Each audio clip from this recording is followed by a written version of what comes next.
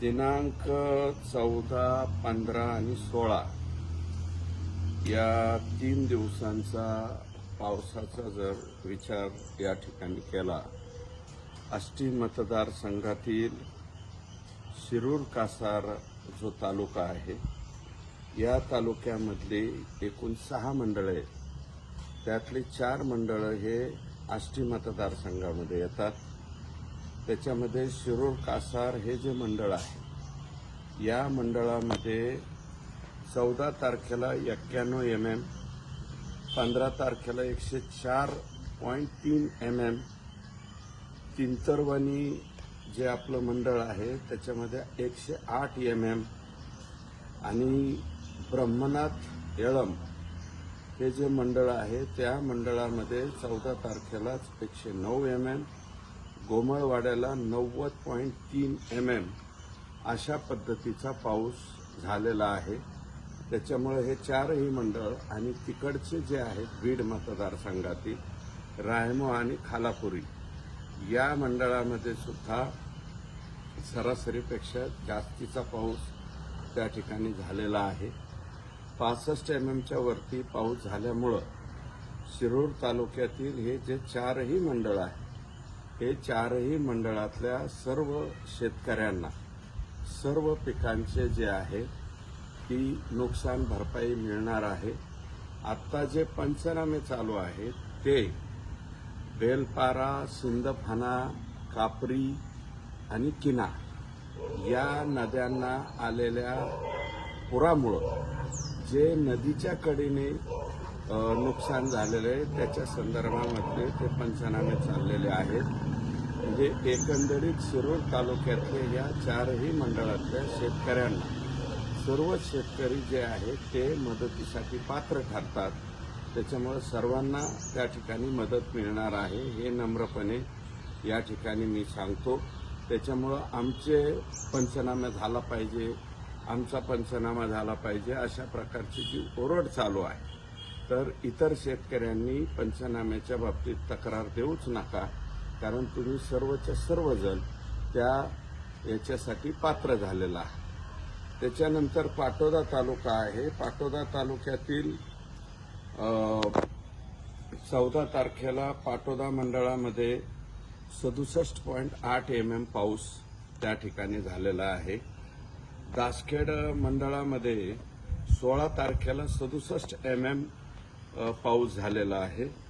थेरला मंडळामध्ये 14 तारखेला 86 mm आणि 16 तारखेला 68 mm दोनदा अतिवृष्टी त्या ठिकाणी झालेली आहे. अंमळनेरमध्ये 16 तारखेला 86 mm पाऊस झालेला आहे आणि लगतचं कुसळम जे आहे त्या कुसळमला सुद्धा त्याच प्रमाणामध्ये पाऊस झालेला आहे. त्याच्यामुळं पाटोदा तालुक्यातलंही 5ही मंडळं या ठिकाणी सर्वच्या सर्व हे मदतीसाठी पात्र आहेत. त्याच्यामुळं सरसकट जे आहे ते सर्वच शेतकऱ्यांना या ठिकाणी मदत मिळणार आहे. त्याच्यामुळं लोकांनी चिंता करण्याचं काही कारण नाही.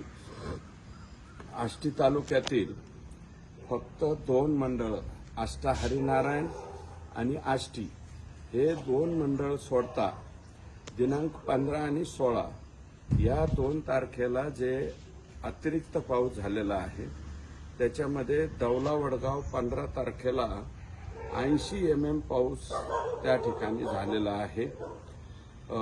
दादेगावला दिनांक 16ला 102 mm पाऊस झालेला आहे. धानोरा मंडळामध्ये 15 तारखेला 96 mm पाऊस झालेला आहे. कडा मंडळामध्ये 15 तारखेला 77 mm पाऊस झालेला आहे. धामणगाव मंडळामध्ये 15 तारखेला 66.3 mm पाऊस झालेला आहे. डोयठाण मंडळामध्ये 15 तारखेला 66 mm आणि 16 तारखेला 86 mm आणि हे जे रेनगेज आहे डोयठाणला आहे. परंतु पलीकडे सुरडी पंचायत समिती गणातली जी गावं आहेत महिंद्यापासून हातोला खलाटवाडीपर्यंत या संपूर्ण परिसरामध्ये प्रचंड पाऊस, यापेक्षा सुद्धा जास्तीचा पाऊस त्या ठिकाणी झालेला आहे. टाकळसिंग मंडळामध्ये दिनांक 15ला 67 mm पाऊस झालेला आहे.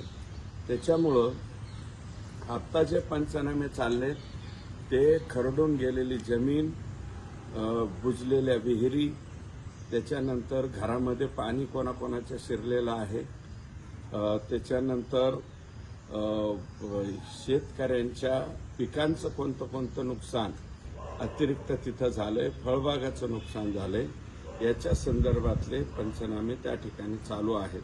म्हणजे इतर शेतकऱ्यांना असं वाटतंय की बाबा आम्ही वंचित राहतो का, तर तसं काही होणार नाही. या 8 मंडळामध्ये गवला, वडगाव, दादेगाव, धानोरा, कडा, धामणगाव, डोयठाण आणि टाकळसिंग या 8ही मंडळामध्ये अतिरिक्त पाऊस झालेला असल्यामुळं त्या ठिकाणी सर्वच्या सर्व शेतकरी हे मदतीसाठी पात्र ठरतात. त्याच्यामुळं शेतकऱ्यांनी याच्या बाबतीमध्ये चिंता करू नये अशा प्रकारची विनंती आहे. आणि प्रत्येक आमचा कर्मचारी, मग तो तलाठी असेल, आमचा ग्रामसेवक असेल, आमचा कृषी सहाय्यक असेल किंवा हे कर्मचारी तिथे पंचनाम्याला गेल्याच्या नंतर माझ्याकडे अगोदर चला अशा प्रकारची ओढाओढी त्या ठिकाणी काही ठिकाणी होते. अशा प्रकारच्या कंप्लेंट्स इथे येत आहेत. तेव्हा 2 दिवसात किंवा 3 दिवसात हे पंचनामे होणार नाही. नुकसान प्रचंड आहे. पुढची 5-7 दिवस याच्या पंचनाम्याला लागू शकतात. त्याच्यामुळे शेतकऱ्यांनी घाबरून जाऊ नये. कोणीही जे कोणी या महापुराचा जो कोणी याच्यामध्ये बाधित झालेला असेल त्या प्रत्येक व्यक्तीला या ठिकाणी मदत मिळणार आहे. त्याच्यामुळं कोणीही गडबड करू नये अशा प्रकारची विनंती.